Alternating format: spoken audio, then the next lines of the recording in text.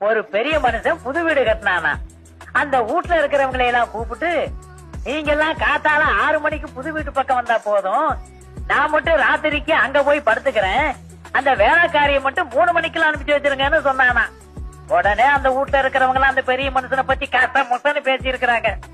அப்புறம் அந்த பெரிய மனுஷன் சொல்லி இருக்கிறாரு, நான் போய் படுத்திருப்பேன், கதவு தட்ட சத்தம் கேட்க, யாருன்னு கேட்பேன், நான் தாங்க லட்சுமி வந்திருக்கிறேன்னு வேலைக்காரி சொல்லுவா, ஒரு நல்ல சகனமா இருக்கட்டுமேங்கிறதுக்காக தான் அப்படி சொன்னேன் அப்படின்னு சொன்னாரு.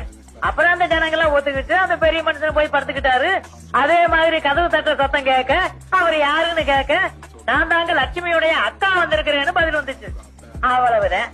பெரிய மனுஷன் பொசுக்குன்னு மாரடிச்சு செத்து போயிட்டாரு. அந்த லட்சுமி வேலைக்காரிக்கு அன்னைக்குங்க உடம்புக்கு செவரியும் இல்லையா, அதனால அவங்க அக்காவை அனுப்பிச்சிருக்கிறான். லட்சுமியுடைய அக்கா யாரு? உதவி இல்ல, உதவி வீட்டு